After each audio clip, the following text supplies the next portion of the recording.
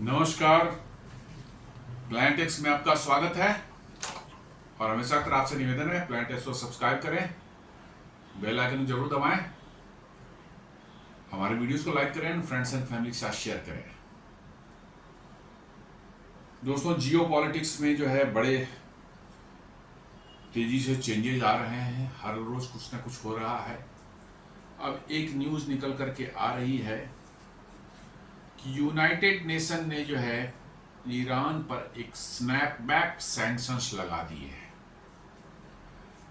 जी हाँ, नाम सुनकर कुछ अजीब लग रहा है। स्नैपबैक सैंक्शन, ये कोई नए सैंक्शंस नहीं है, बल्कि कुछ पुराने सैंक्शंस थे जो कि ईरान पर से उठा लिए गए थे 2015 में, उन्हीं को फिर से री इम्पोज कर दिया गया है। जी हाँ, वो पुराने सैंक्शंस थे जब अमेरिका के राष्ट्रपति बराक ओबामा ने जो है कुछ न्यूक्लियर डील की थी उसके साथ में, ईरान के साथ में 2015 में, और उसमें यूनाइटेड नेशंस सिक्योरिटी काउंसिल भी इन्वॉल्व था। उनके अप्रूवल से ही ये हुई थी और उनके अप्रूवल से होने के बाद उसमें क्लाउज जोड़ दिया गया था कि यदि बाद में इन जो 5 देश परमानेंट 5+1 उसमें थे, 5 मतलब चीन, Russia, UK, France and USA, और एक जर्मनी को भी रखा गया था, इसलिए P+1 बोलते हैं, P5+1 बोलते हैं। तो उनका कहना था कि ये इसमें से जो है किसी को भी यदि ऐसा लगा कि नहीं, अब ईरान अपने जो है परमाणु कार्यक्रम जो है, एटम बॉम्ब बनाने का कार्यक्रम जो है उस पर आगे बढ़ रहा है, यूरेनियम एनरिचमेंट कर रहा है, तो वो मूव कर सकते हैं यूनाइटेड नेशंस में जो है कि नहीं, जो सैंक्शंस जो है उन पर जो है 2015 में जो उठा लिए गए थे सैंक्शंस, उसके पहले वाले के सैंक्शंस जो लगे हुए थे ईरान पर, उसको उठा लिए गए थे उस एग्रीमेंट के तहत जो है। तो वो सारे सैंक्शन जो भी उसमें थे, जो हटाए गए थे, वो फिर से अपने आप लग जाएंगे, और यही स्नैपबैक क्लाउज उसमें डाला हुआ था, इसीलिए इसको बोल रहे हैं स्नैपबैक सैंक्शंस। तो वो न्यूज है, हिंदू दे रहा की न्यूज है, ये है आपको जो है सब 28 तारीख की, कल ही की न्यूज है, परसों की न्यूज है ये कहता है कि United Nation imposes snapback sanctions on hungrier, poorer and more anxious Iran. जी हाँ, ये लिख रहा है कि the sanction will again freeze Iranian assets abroad, halt arms deal with Tehran, and penalize any development or Iran's ballistic missile program among other measures। मतलब Iran पर पहले काफ़ी सैंक्शंस लगे हुए थे, उसके जो भी एसेट्स दुनिया में इधर उधर थे उसको फ्रीज करने के आदेश थे, उनसे हथियार की डील करना पूरी तरह से बैन था, उनका बैलिस्टिक मिसाइल प्रोग्राम जो है वो पूरी तरह से मतलब कि जो है ये उस पर रोक थी कि भाई कोई भी उनको इक्विपमेंट देगा, हथियार देगा, कोई ऐसे सामान देगा ताकि वो बैलिस्टिक मिसाइल बनाने में इस्तेमाल करें, तो इन सबों पर रोक लगा रखी थी। वो 2015 में बराक ओबामा के उस एग्रीमेंट के बाद जो है वो हटा लिए गए थे, लेकिन वहीं पर जो है उस एग्रीमेंट जो यूनाइटेड नेशंस के ही उसमें जो हुआ था सिक्योरिटी काउंसिल के P5+1 के साथ हुआ था, उसमें एक क्लाउज जोड़ दिया गया था कि यदि कोई इन 6 देशों में से किसी को लगेगा कि हाँ ऐसा ईरान गड़बड़ कर रहा है, एनरिचमेंट अभी भी कर रहा है, अभी भी हथियार बनाने की कोशिश कर रहा है, तो वो यूनाइटेड नेशन मूव करेंगे और स्नैपबैक सैंक्शंस लग सकते हैं। मतलब वही सैंक्शन जो पहले उनको वेवर जो मिला था उसी को फिर लगाया जा सकता है। तो आगे देखते हैं। हालांकि 2018 में जब 2016 में जब ये आए थे, डोनाल्ड ट्रंप जो है 2017 के स्टार्टिंग से जब वो बने थे, 2016 में 16 में वो आए थे, और उन्होंने 2018 में उस डील से अमेरिका को बाहर कर लिया था, बोला कि नहीं ये बकवास है डील, हम इसको नहीं मानते। लेकिन डील तो थी, चूंकि यूनाइटेड नेशन की थी इसलिए डील को माना जा रहा था, उस एग्रीमेंट को माना जा रहा था, लेकिन यूनाइटेड नेशन कहा कि नहीं, I am not part of this, हम बाहर हो जाते हैं इससे, और उन्होंने अलग से सेपरेट सैंक्शंस जो है उस पर लगाए थे, क्या कहते हैं, ईरान पर। तो वो डील जो थी इन 2015 the joint comprehensive plan of action JCPOA इस डील को बोलते हैं, was signed between Iran and P5+1 US, UK, France, Russia, China plus Germany. जी हाँ, JCPOA joint comprehensive plan of action था। ये ईरान को जो ये यूरेनियम इनरिचमेंट ईरान कर रहा था बॉम्ब बनाने के लिए, उस पर रोक लगाने के लिए जो है ये एग्रीमेंट हुआ था। वो कहा गया था एक सर्टेन लेवल से आप ऊपर इनरिचमेंट नहीं करेंगे, और यूनाइटेड नेशंस ये इंटरनेशनल एटॉमिक एनर्जी एजेंसी जो है उनके इंस्पेक्टर बीच बीच में जाकर देखेंगे, आपकी एक्टिविटीज को इंस्पेक्ट करेंगे और रिपोर्ट देंगे यूनाइटेड नेशंस को। और उसके एवज में उस डील के पहले जो ईरान पर सैंक्शंस लगे हुए थे उनको जो है हटा लिया गया था, विद दिस बिलीफ कि ईरान जो है इसको एग्री करेगा, ईरान इसको मानेगा और फर्दर इनरिचमेंट जो है बहुत हायर लेवल तक इनरिच नहीं करेगा न्यूक्लियर बॉम्ब बनाने के लिए। The deal limited Iran nuclear programme in return for lifting sanctions. जी हाँ, जो सैंक्शंस जो हटाए गए वो उसी के एवज में थे कि ईरान जो है न्यूक्लियर प्रोग्राम को रोक देगा, नहीं आगे बढ़ेगा, जहां है वहीं हाल्ट कर देगा, और उसके एवज में उस पर जो सैंक्शंस लगे हुए थे वो हट जाएंगे।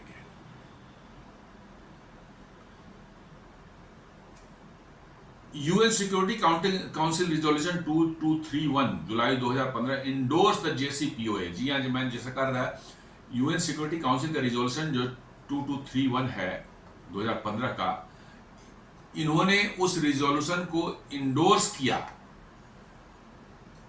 Importantly it created a snapback mechanism. साथ साथ उसमें एक और चीज जोड़ दिया यूनाइटेड नेशंस के रिजोल्यूशन ने, जो है कि यदि ईरान इन जिनके साथ डील की है उनमें से किसी कंट्री को ऐसा लगेगा, कोई एविडेंस रहेंगे मिलेंगे उनके पास में कि भाई मतलब कि जो है डील में ईरान गड़बड़ी कर रहा है, तो यूनाइटेड नेशन में वो मूव करेंगे और यूनाइटेड नेशन स्नैपबैक सैंक्शन लगा सकता है।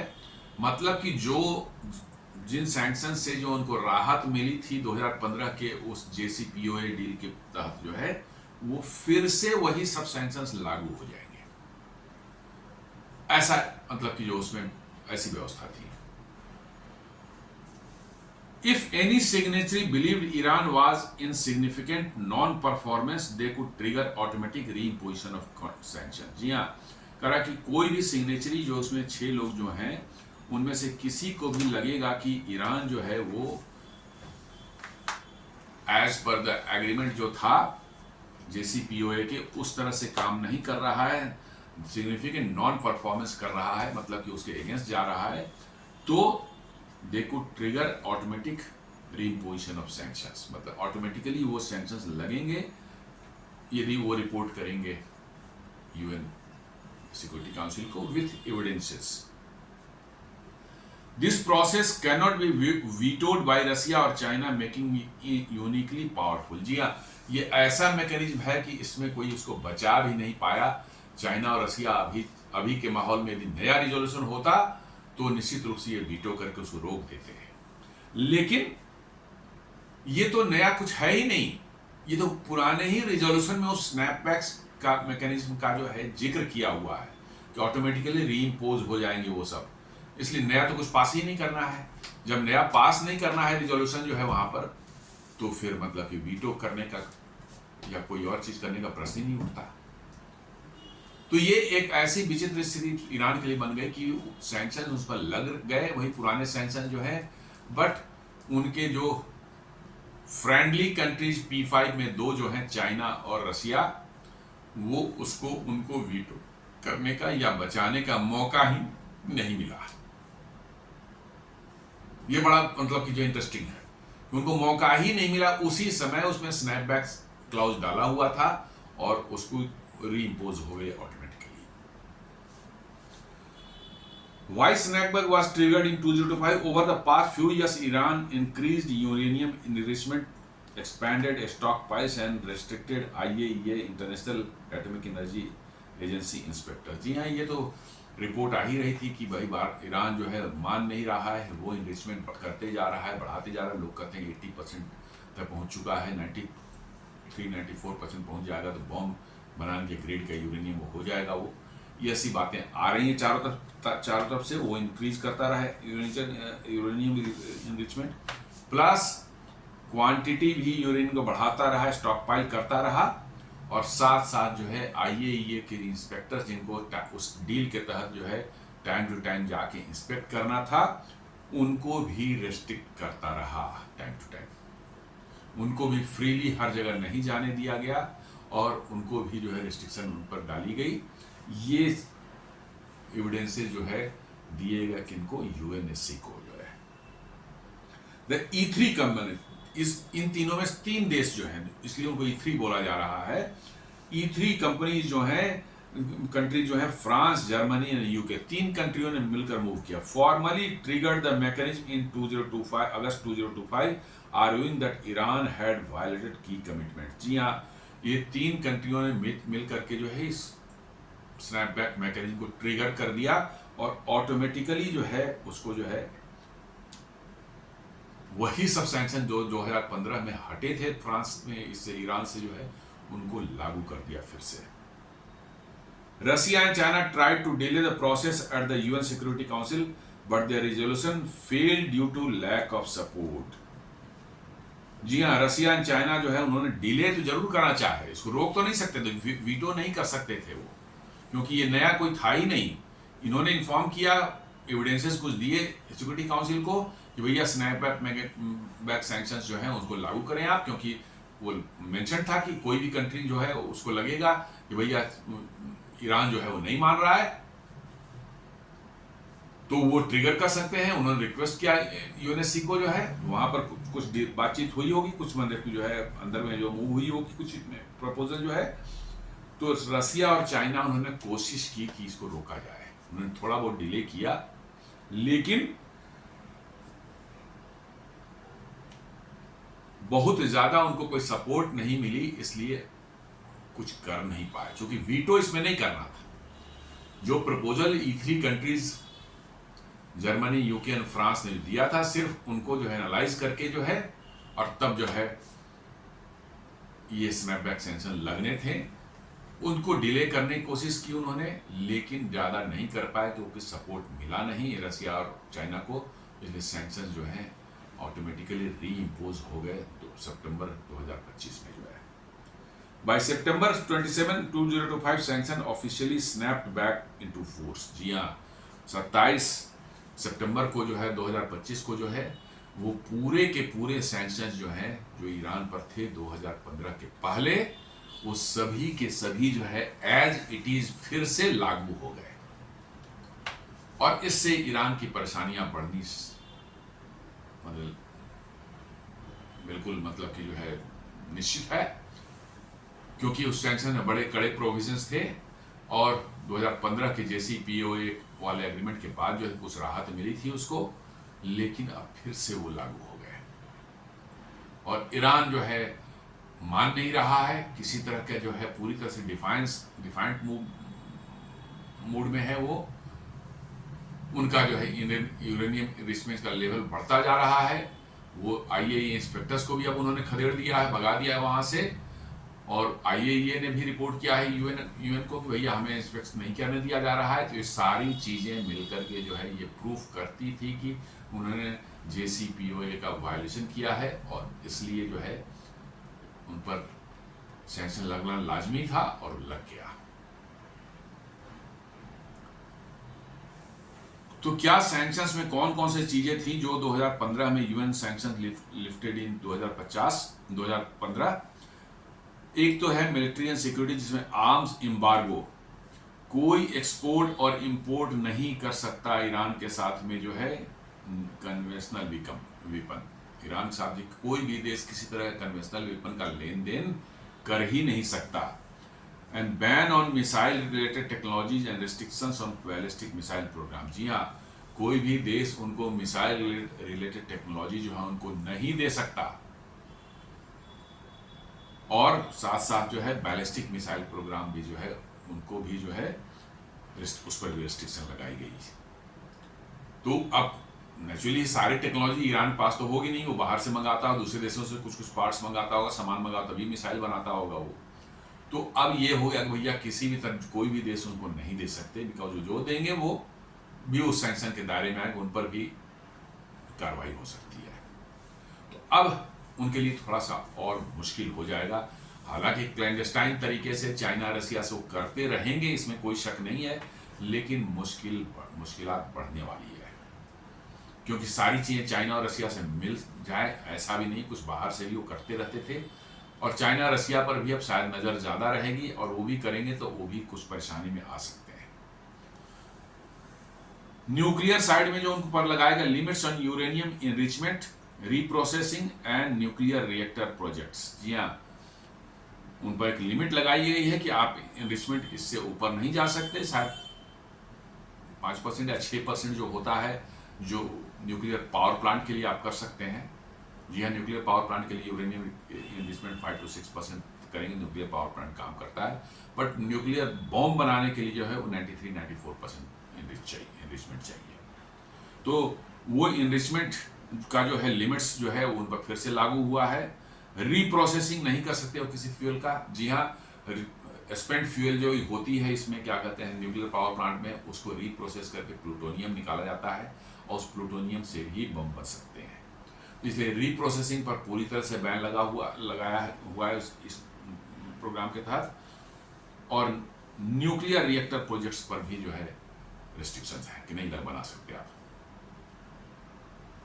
फिर ban on heavy water reactors and nuclear capable activities without UN approval. जी हाँ, हेवी वाटर रिएक्टर्स जो होते हैं वो भी एक तरह के न्यूक्लियर रिएक्टर होते हैं, एक प्रेशराइज वाटर रिएक्टर होते हैं, एक हेवी वाटर रिएक्टर होते हैं। तो ये heavy water reactor and nuclear capable activities without UN approval, इन जो हेवी वाटर रिएक्टर भी नहीं बना सकते, और न्यूक्लियर कैपेबल एक्टिविटी भी कोई है वो करना है तो यूएन की परमिशन के बगैर आप नहीं कर सकते। मतलब कोई करना चाहते हैं वो तो यूएन की परमिशन उनको लगेगी, तभी वो सही यूएन की परमिशन देगा तो कर सकते हैं। और फाइनेंस पर और ट्रेड पर क्या लगा, freezing of Iranian assets abroad. जी हाँ, बाहरी देशों में ईरान के कुछ भी एसेट्स होंगे उसको फ्रीज कर लिया जा सकता है। Travel ban on officials and entities link to nuclear और मिलिट्री वर्क। जी हाँ, उनके लोगों के जो न्यूक्लियर और मिलिट्री वर्क से रिलेटेड हैं, उन दुनिया में दूसरे देशों में जाएंगे तो उनको पकड़ लिया जा सकता है, उन पर बैन है, नहीं जा सकते। और साथ साथ restriction on international banking, trade and investment. जी हाँ, इंटरनेशनल बैंकिंग भी में भी जो है उनको रिस्ट्रिक्ट कर दिया है, वो स्विफ्ट को अगर नहीं इस्तेमाल कर सकते। इससे ईरान कहीं से कुछ सामान मंगाना चाहे, कुछ खरीदना चाहे तो उसके ऊपर बहुत प्रॉब्लम होगी, वो पेमेंट का उसके पास कोई तरीका नहीं रहेगा। ट्रेड भी नहीं कर सकते दूसरे देशों के साथ में, और साथ साथ इन्वेस्टमेंट भी वहाँ कोई नहीं करेगा। ये तो बड़े ही मन कह सकते हैं बहुत ही स्ट्रॉन्ग माने ये हैं, जिसको एक्चुअली में यदि इम्प्लीमेंट किया जाता है सिंपली जो है ईरान विल क्रिपल। जी हाँ, ऐसा है। लेकिन अब जैसा मैंने बताया कि आज के दिन में जो है जैसा हो गया है कि बहुत सी चीज़ें ऐसी होंगी छुप छुप के लोग करते हैं, नहीं मानते हैं। चाइना नहीं मानता है, रसिया भी बहुत बार नहीं मानता है, यूनाइटेड नेशंस भी कह रहा है तो रसिया नहीं। यूनाइटेड नेशन भी क्या है, इन्हीं सब देशों से बना हुआ तो है। तो अब नहीं मानेंगे तो यूनाइटेड नेशंस क्या करेगा। अमेरिका भी कमज़ोर हो चला है, ये भी दिखने लगा है साथ साथ जो है। इसलिए अब सैंक्शन कितने इफेक्टिव होंगे वो तो समय आने पर पता चलेगा। Immediate economic and social impact in Iran. ने देखा Iran was already struggling with high inflation and economic isolation, the snapback intensifies the crisis. जी हाँ, ईरान में बहुत ज़्यादा इन्फ्लेशन है, लोग माने बहुत परेशान, जॉब्स नहीं है लोगों के पास में, लोगों की का इनकम लेवल बहुत कम हो चुका है, इकोनॉमिक आइसोलेशन झेल रहा है, पिछले 30-40 सालों से वो झेल रहा है। और ईरान के लोगों के पास और दूसरा कुछ चारा नहीं है। सरकार जो है जो रेजीम वहाँ पर है बहुत ही उत्पीड़न करने वाली है, बहुत ज़्यादा मतलब कि जो है डिक्टेटोरियल उनका अप्रोच है।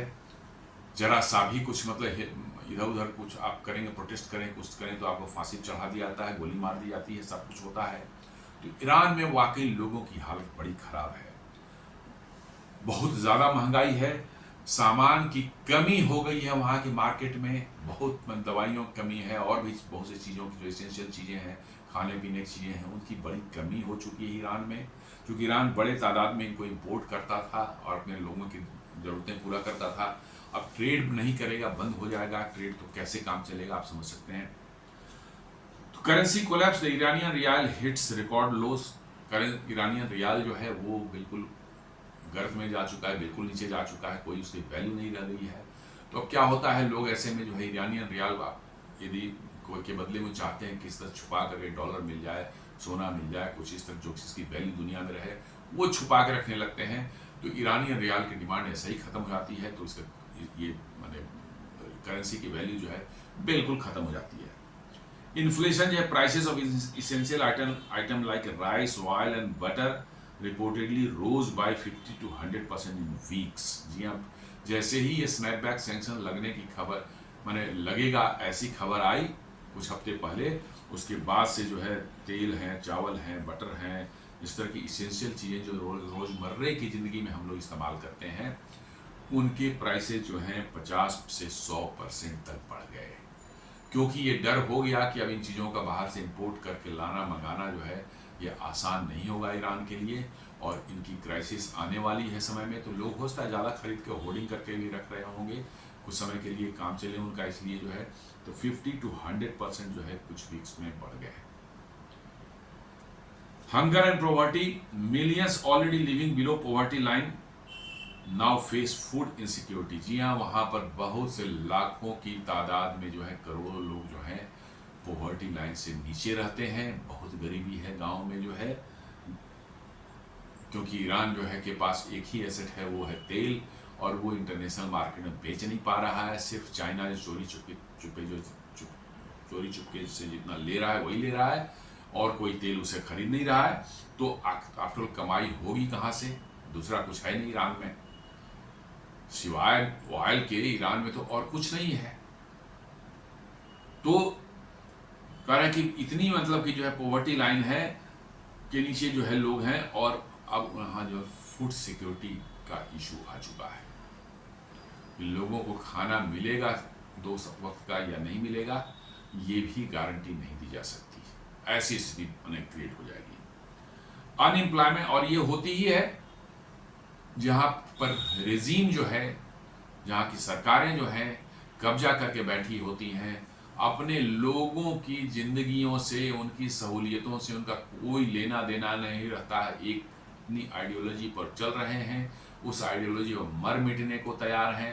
करोड़ों लोग हैं, उनकी ज़िंदगी से उनका कोई वास्ता नहीं, को ज़िंदगी में कैसा जी रहे हैं, खाना मिल रहा है नहीं मिल रहा है। आप प्रोटेस्ट करें तो आपको जो है आपकी ज़िंदगी पर खतरा आ जाता है। ऐसे मतलब कि ऑथोरिटेरियन जो है रेजीम्स जो है, रिग्रेसिव रेजीम्स जो हैं, वहाँ के लोगों का यही हाल होता है। जी हाँ, ऐसे रेजीम्स में लोगों का यही हाल होता है, जो पब्लिक की, जनता की जो है कष्ट को, जो है दुख को नहीं समझ पाती या नहीं समझने की कोशिश करती है। उनको सिर्फ अपना सर्वाइवल चाहिए, उसके लिए चाहे जनता मरे खपे कोई फर्क नहीं पड़ता। तो ईरान में लगभग यही स्थिति पैदा हो चुकी है।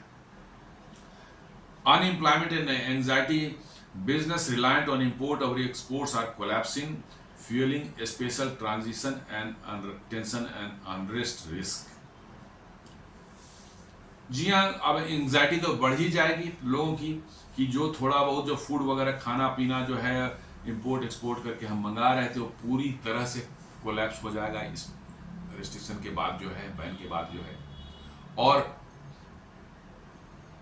ठीक है, चोरी छुपके चाइना आपका तेल खरीद सकता है, लेकिन आपके साथ आप खरीदना चाहेंगे खाने पीने का सामान, जो खरीदना चाहेंगे, जो रोजमर्रे की चीज़ें, कपड़े हैं, जूते चप्पल हैं, वो सब खरीदना चाहेंगे दुनिया से जो है, तो आपके साथ तो ट्रेड कोई करेगा ही नहीं। इस रिस्ट्रिक्शन था, तो ये अमेरिका के रिस्ट्रिक्शन नहीं, ये यूनाइटेड नेशंस की है। अमेरिका के रिस्ट्रिक्शन है तो लोग उसको जो है अवॉइड कर भी सकते थे up to some extent, but ये यूनाइटेड नेशंस की मतलब के रिस्ट्रिक्शंस हैं, तो इसमें सभी देश मतलब के आ जाते हैं, तो और भी मुश्किल होगी।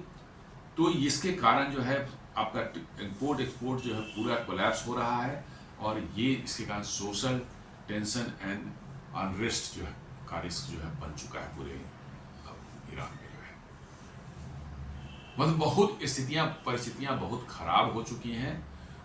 अब लोगों को, ईरान के लोगों को वहाँ सर्वाइवल के लिए सोचना पड़ रहा है। ज़िंदगी जीने की बात नहीं है, किसी तरह से हम सर्वाइव करें, बात इसकी आ जाती है। एसेट्स तो हैं उसके पास में, गैस और ऑयल के तो बहुत ज़बरदस्त है ईरान में, जो है चौथा या पांचवा सबसे ज़्यादा ऑयल एंड गैस रिजर्व है उनके पास में। शायद गैस रिजर्व तो सेकंड हाईएस्ट है उनके पास में। लेकिन आप उनको रख के करेंगे क्या? आप उनको बेच ही नहीं सकते, कोई आपसे लेगा ही नहीं। तो फिर आपकी कमाई कहाँ से होगी? आपके यहाँ कोई ऐसा है नहीं कि खेती बाड़ी हो रही है और भी चीज़ें हो रही हैं, इंडस्ट्रीज हैं, ये सब ऐसा कुछ नहीं। आपकी सारी चीज़ें बाहर से ही आती थी, क्योंकि आपने इतने पिछले 40-50 सालों से जो है सैंक्शन झेल रहा है ईरान, और इसकी वजह से जो वहाँ कुछ भी डेवलप नहीं हो पाया है। लोग बस रह रहे हैं, खा पी रहे हैं, कुछ छोटे मोटे काम मिल जा रहा है, उतना तक कर रहे हैं, उतना ही तक है। न इंडस्ट्री बड़ी डेवलप हुई, न कुछ हुआ। ईरान लग गया न्यूक्लियर बॉम्ब बनाने के चक्कर में, सारा कंसंट्रेशन उनका वहीं पर आ गया। सरकार की प्रायोरिटी वहाँ पर न्यूक्लियर बॉम्ब की हो गई, और लोग जो है उसे पिसते गए, और अब स्थिति आ गई है कि शायद उनको खाना पीना भी नसीब ना हो। This is why always describe to Iran today as hungrier, poorer and anxious। जी हाँ, इसलिए जो है कह रहा कि ईरान इज हंग्रियर, भूखा है ईरान, पूरर गरीब है और भी गरीब हो रहा है, और एंक्सस भी है, चिंतित भी है। तो ये मिला जुला कर परिस्थितियां सारी ईरान की बिल्कुल मतलब कि के लिए अच्छी नहीं है, और ईरान बहुत डीप ट्रबल में ऑलरेडी था, और भी ज्यादा डीप ट्रबल में जा चुका है। और मुझे लगता है कि ईरान को जो है फिलहाल जो है, और ये ईरान को जो है न्यूक्लियर बॉम्ब बनाने की जो उसको क्या कहते हैं, भूत सवार हुआ ईरान के ऊपर में, ये हुआ था 1980 में जो है ईरान इराक वार शुरू हुआ था वहां से। जी हाँ, अमेरिका के सपोर्ट से जो है, मैंने कहा था, बार बार कहा कि सारी दुनिया में लड़ाइयाँ जो कौन लगवाता है? अमेरिका ही लगवाता है। पहले ईरान अमेरिका का one of the closest ally था, लेकिन 1979 में अयातुल्लाह खोमैनी के लीडरशिप में जो है ईरानियन रिवॉल्यूशन हुआ। उसने जो वहाँ के ईरान के शाह जो थे, जो अमेरिका के पपेट थे, उनको उखाड़ फेंका और सत्ता पर कब्जा कर लिया। उस समय तो लोग बड़े खुश हुए, लेकिन अब देख लें क्या हालत हो रहा है। उसके बाद से ईरान पर सैंक्शन लगाया अमेरिका ने, और उसके 1 साल बाद जो है सद्दाम हुसैन अमेरिका के सपोर्ट से, हथियार से, पैसे भी दिए होंगे, उन्होंने एक लड़ाई छेड़ दी ईरान के साथ में, जो 8 साल तक चली, और उसमें जैसा कहते हैं लोग 30 दोनों तरफ से मिलाकर 30 लाख से ज्यादा लोग मरे। और वहां से जो है ईरान ने ठान लिया कि नहीं, अब हमें न्यूक्लियर बॉम्ब बनाना है, और ये तब से चल रहा है। जी हाँ, वो तब से चल रहा है कि न्यूक्लियर बॉम्ब बनाना है, और वो न्यूक्लियर बॉम्ब, क्योंकि अयातुल्लाह खोमैनी ने जब हथियार ये लिया था तो उन्होंने कहा दिया कि नहीं, हम ईरान को कोई न्यूक्लियर बॉम्ब की जरूरत नहीं है। लेकिन लड़ाई शुरू होने के बाद उनका कि नहीं, अब हम बनाएंगे, और तब से ये चल रहा है। और वहाँ पर जो भी सरकारें चल रही हैं वो सब अयातुल्लाह, पहले खोमैनी थे, अब अयातुल्लाह खामेनी कोई है, वही सेम पैटर्न और सेम आइडियोलॉजी के साथ वो चल रहे हैं, और इसमें ईरान की जनता का बहुत बुरा हाल हो रहा है।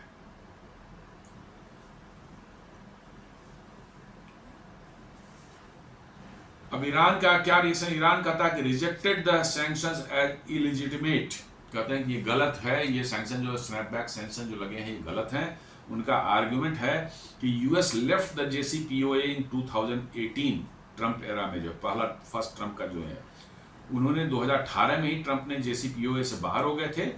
So the snapback mechanism should not apply, इसलिए स्नैपबैक मैकेनिज्म जो है अप्लाई नहीं करेगा। चूंकि अमेरिका उससे बाहर हो चुका है, इसलिए वो तो ट्रीटी ही नहीं रह गई। मे बी लॉजिक तो कुछ बात बनती है कि P5+1 थे, लेकिन उसमें से एक निकल ही गए, उस ट्रीटी से ही बाहर निकल गए, तो whether that treaty holds good और not, that is a question mark. The process is politically motivated, design to strangle Iran's economy. जी हाँ, ये तो सभी बात बोलते हैं, सभी वो ऐसा ही बोलेंगे कि पॉलिटिकली मोटिवेटेड है, ईरान की इकोनॉमी बर्बाद करने के लिए कर रहे हैं। किसी देश पर लगते हैं वो यही बोलता है। हम लोग भी जैसे ही इंडिया भारत पर टैरिफ लगाया ट्रंप ने जो है, तो हम लोग वही कर रहे हैं कि भैया इंडिया की इकोनॉमी बर्बाद करने के लिए क्या रखा है, हम इंडिया की इकोनॉमी ग्रो ना हो, ये सब। तो ये बातें तो होती हैं, ये तो कॉमन चीज़ें हैं। Iran is considering strong counter moves, reducing cooperation with IAEA could halt inspections. जी हाँ, आईएईए को इंस्पेक्शंस को रोक सकता है। वो ऑलमोस्ट रुका ही हुआ था, ऑलमोस्ट रुका ही हुआ। थोड़े बहुत कभी जाते थे, वो भी उनके रियल जहाँ पर उनके यूरेनियम वगैरह वहाँ पर ले जाते थे कि नहीं, मुझे भी डाउट है, कहीं कहीं घुमा देते थे, कुछ रिपोर्ट सुपरफिशियल रिपोर्ट वही बना के चले जाते थे। रियल सेंस में आईएईए वहाँ इंस्पेक्शन नहीं कर पा रहा था। जब तक जिस देश में आप कर रहे हैं वो देश चाहेगा नहीं, आप नहीं कर सकते। आपको जो बताया कि यहाँ यहाँ है हमारी फैसिलिटी, वहीं तो जाएंगे। जो बताया ही नहीं जाएगा वो आप कहाँ जाएंगे, उस फैसिलिटी को कैसे आप खोजेंगे और कहाँ से डिटेक्ट करेंगे, आपको मालूम ही नहीं है।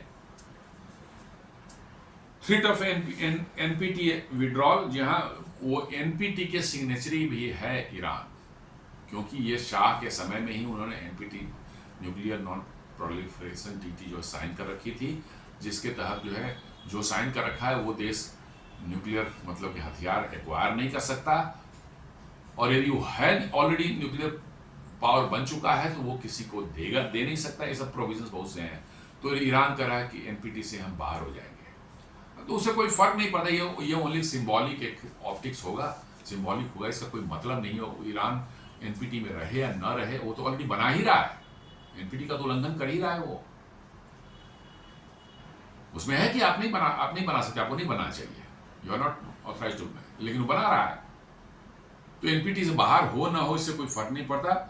रिटेलिएशन वाया प्रॉक्सीज वो कर सकता है। जी हाँ, जहाँ हिजबुल्लाह, हुतीज एंड अदर्स जो हैं, उनके जो प्रॉक्सीज उन्होंने बना रखे हैं, हालांकि उन प्रॉक्सीज में बहुत कमज़ोर भी, हुतीज भी कमज़ोर हुए हैं, और हिजबुल्लाह तो बहुत बुरी तरह से कमज़ोर हो चुके हैं।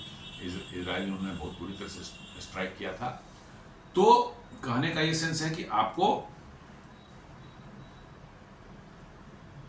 उनका इस्तेमाल करके जो है ईरान गड़बड़ियां फैला सकता है।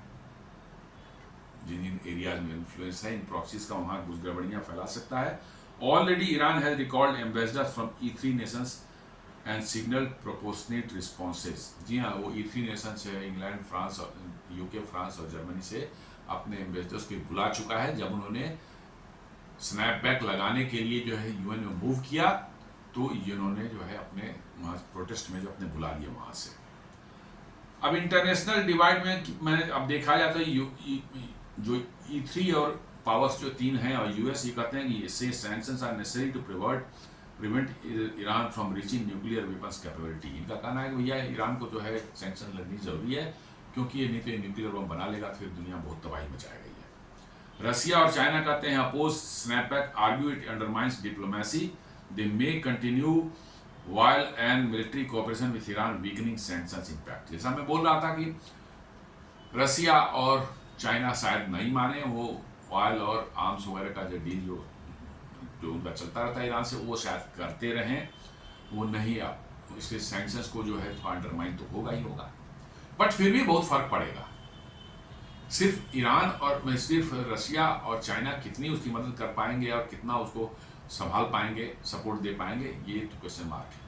रसिया तो खुद ही अभी एक वार में उलझा हुआ है यूक्रेन साथ में, और रसिया की इकोनॉमी कोई बहुत अच्छी नहीं है, सर्वाइव कर रहे हैं but is not very strong. China से कुछ मदद जरूर मिल सकती है, लेकिन कितनी मिलेगी, खासकर फूड के मामले में जो चाइना खुद फूड शॉर्टेज वाली कंट्री है, वो खुद बाहर से मंगाते हैं वो खाना पीना जो है, कहाँ से आएगा कैसे आएगा वो देखने वाली बात होगी। Regional player Israel, Saudi Arabia and gulf state welcome sanctions fearing Iran nuclear advances. जी हाँ, ये सब जो है अरब कंट्री जितने हैं, ईरान है, सऊदी अरब है, यूएई है, ओमान है, इजराइल है, जितने भी सब हैं, इन्होंने इसका वेलकम किया है कि भाई ईरान के पास, सबका कहना है कि ईरान के पास जो न्यूक्लियर वेपन नहीं होना चाहिए, इसलिए इनके लिए चिंता की बात थी। तो इन्होंने सबने कहा कि नहीं, ये सही हुआ है। अब रिस्क, बहुत से रिस्क भी है, चैलेंजेस भी है। तो ईरान के लिए जो है severe economic collapse, food shortages, medicine scarcity and rising protest जो है ऐसा देखने को मिल सकता है। जी हाँ, food shortage and medicine shortage जो है ये सबसे माने क्रिपलिंग होगा, मतलब कि ईरान के लिए, क्योंकि खाना पीना और दवाइयाँ मिलनी बंद हो जाए लोगों को, तो लोगों में बहुत बड़ा मतलब कि जो है आक्रोश उभर जाता है। भूखे लोग जो है क्या करेंगे, सड़कों पर आ जाएंगे, कुछ भी कर सकते हैं, कितनों को मारेंगे आप। तो ये खतरा वहां बना हुआ है। Risk of regime losing legitimacy amid social unrest. जी हाँ, वहाँ की रिजीम जो है वो बहुत अनपॉपुलर हो चुकी है और ऑलरेडी अनपॉपुलर है, लेकिन पावर के बदौलत वो बैठी हुई है वहाँ पर। तो वहाँ पर जो है सोशल अनरेस्ट बहुत ज़्यादा यदि बढ़ जाए तो शायद रेजीम भी जो है वो संभाल पाए या नहीं संभाल पाए, ये कहना मुश्किल है। और temptation to accelerate nuclear programme as bargaining chip, शायद वो अपने एज ए बार्गेनिंग चिप जो है न्यूक्लियर प्रोग्राम को जो है और एक्सेलरेट करें और शायद एक न्यूक्लियर बॉम्ब का टेस्ट भी ना कर दें दुनिया को करने के लिए, एज ए बार्गेनिंग चिप इस्तेमाल करने के लिए जो है ये संभावनाएं हैं दुनिया के लिए। देखें तो मिडिल ईस्ट और इनस्टेबल हो जाएगा, प्रॉक्सी वार जो है यमन सीरिया लेबनान में ये बढ़ सकता है, न्यूक्लियर ब्रिंकमैन जो है, if Iran reduces IAEA cooperation it could push closer to weapon capability, जहाँ ये भी हो सकता है कि वो बना रहे हो या बनाने के करीब पहुंच चुके हो, IAEA को उन्होंने घुसना बंद कर देंगे, तो जो भी एक आध दो साइट आप जाके देखते थे वो भी नहीं दिखाएंगे आपको। हालांकि उसका मैं नहीं मानता कि उसका कोई इफेक्ट था उन पर, वो चोरी छुपे जहाँ करना था जो है वो कर रहे थे। आपको वही फैसिलिटी दिखाई जा रही है जो क्लीन थी, जहाँ पर ऐसी कुछ ज़्यादा चीज़ें नहीं दिख रही थी, थोड़ा बहुत यूरेनियम एनरिचमेंट जहाँ है वो दिखा दिया होगा, देखिए साहब हम 5% तक कर रहे हैं, लेकिन एक्चुअल में जहाँ हो रहा हो वहाँ ले ही नहीं गए आपको। स्नैपबैक मैकेनिज्म इज ट्राइड टू रिजोल्यूशन 2231, जो रिजोल्यूशन 2231 जो 2015 का था, इससे विच एक्सपायर्स ऑन अक्टूबर 18, 2025। जी हाँ, जस्ट समझ लिए कि लेस देन 1 मंथ बिफोर इसका इस्तेमाल करके ईरान को इसमें फंसा दिया गया है। अक्टूबर वो स्नैपबैक वाला मैकेनिज्म जो रिजोल्यूशन 2231 जो है जिसमें स्नैपबैक सैंक्शंस के जिक्र थे, वो 18 अक्टूबर 2025 को एक्सपायर हो रहे थे, उसके बाद उसकी वैलिडिटी नहीं रहती, तो फिर ये स्नैपबैक भी नहीं लग सकता। लेकिन उसके पहले ही इन लोगों ने पहचान लिया कि अक्टूबर के बाद जो है कुछ नहीं कर पाएंगे, 18 अक्टूबर बाद इन्होंने जो है उसके पहले ही उस स्नैपबैक का जो ऑप्शन था उसको उन्होंने इम्प्लीमेंट कर दिया और आपका ईरान सैंक्शन में चला गया। After that legal framework weakened creating uncertainty, जी हाँ, उसके बाद तो है उनके लिए मुश्किल हो जाता है। और अभी भी जो हो कह सकता है कि ये वैलिड था 2025 तक ही जो है लीगली जो है चैलेंज कोई कर सकता है, लेकिन अब है कि भाई पांचों जो है अमेरिका है, इंग्लैंड है, फ्रांस है, जर्मनी है, सब जो है कहेंगे भैया रिजोल्यूशन जो था उसके तहत लग गया, अब वो सैंक्शंस थोड़े मतलब कि है आपके जो है एक्सपायर करते हैं, वो रिजोल्यूशन की वैल्यू जो थी वो वहां तक थी, कोई रूल आप बनाते हैं, अब उस रूल का जो एक्शन लेते हैं वो एक्शन तो कंटिन्यू रहता ही है, बट रूल जो है फर्दर अप्लाई नहीं हो सकता, ये बात होती है।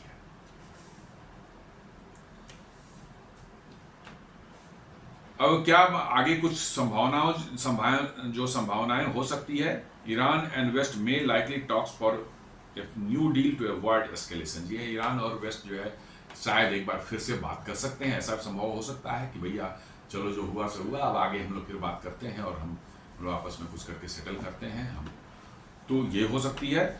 या ईरान एक्सेलरेट्स एनरिचमेंट्स और बढ़ा सकता है एनरिचमेंट और reduces IAEA cooperation threatens regional security, ये भी कर सकता है, जिसकी संभावना मुझे ज़्यादा लग रही है, जो रेजीम है हाईली रेडिकलाइज्ड रेजीम है ये, उनके जो सुप्रीम लीडर हैं अयातुल्लाह खामेनी जो है वो सुनने वाले किसी के नहीं है, उनकी सोच ही कुछ अलग है, सारी दुनिया को बर्बाद करने की, सारी दुनिया पर अटैक करके जो है करने की उनका जो है, तो मे बी की जो है यही साथ हो कि बम बना के कोई जल्दी से टेस्ट कर लें बम को, ऐसा ही मुझे लगता है। Partial collapse, sanction worsen humanitarian crisis, weakened Iran domestically but don't change regime behaviour, जी हाँ, उनके सिस्टम जो है एडमिनिस्ट्रेशन जो कोलैप्स हो सकता है पार्शियली, जो है लोग उनकी बातें मानना छोड़ देंगे, लेकिन रेजिम ऊपर बैठा हुआ है, उसका पावर है, मिलिट्री है, सब कुछ है, वो उसको शायद आप न हिला पाएं, लेकिन हाँ कमज़ोर जरूर हो जाएगा। हिंटरलैंड्स में जो है उनके जो डिक्टेट्स नहीं चलेंगे, अंदर में लोगों पर गांव में रूरल एरियाज में उनके डिक्टेट्स नहीं चलेंगे, बट ईरान वगैरह तो उसको तो कब्जा कर ही रखा है उन्होंने, अनऑथराइज वे में कब्जा कर रखा। तो आपको बताएं इनसिक्योरिटी और कह सकते हैं सिस्टम जो पूरा का पूरा जो है वो हो जाए, कल को होकर के जो है मालूम है कि ऑयल रिजर्व जो उनके हैं उन पर किसी ने एक स्प्लिंटर ग्रुप ने कब्जा कर लिया। सीरिया में देखते हैं कई एक स्प्लिंटर ग्रुप से वो ऑयल निकालते हैं और ब्लैक मार्केट में बेचते हैं, बिकॉज उन्होंने कब्जा कर लिया था। ईरान में भी ऐसा भी मान ली कि तेहरान में बैठा हुआ रिजीम तो बैठा हुआ है, वो अपना पूरा पकड़ के बैठा हुआ है कि हाँ हमारे कंट्रोल में है, लेकिन आपके एरियाज जो हैं दूर दराज के एरियाज आपके कंट्रोल से बाहर हो जाएंगे और वहां पर यही होता है भैया जो एसेट है उस पर कब्जा कर लो, ऑयल एसेट है कब्जा कर लो, बेचो, बाजार में ब्लैक मार्केट में बेची जाता है। तो ये सब हो सकता है।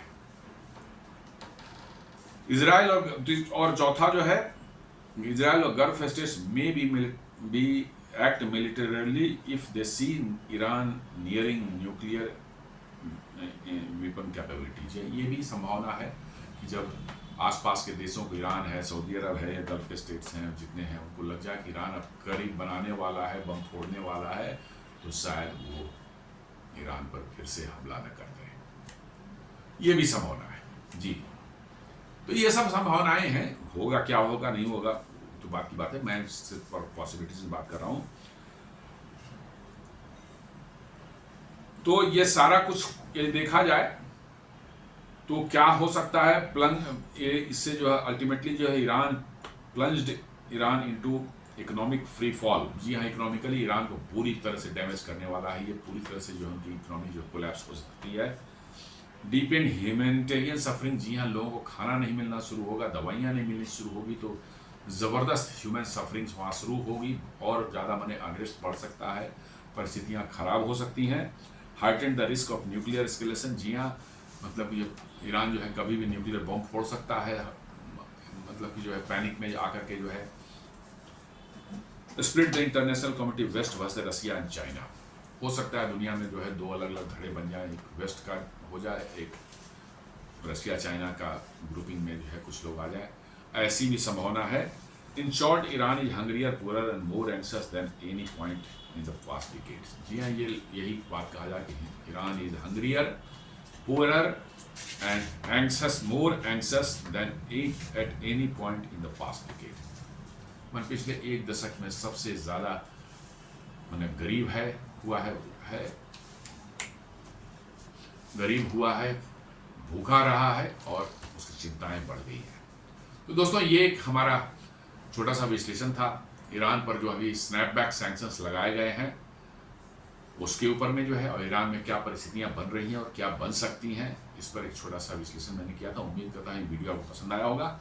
आप इसे लाइक करें, फ्रेंड्स एंड फैमिली के साथ शेयर करें, हमारे चैनल को सब्सक्राइब करें और बेल आइकन दबाना बिल्कुल नहीं भूलें। धन्यवाद।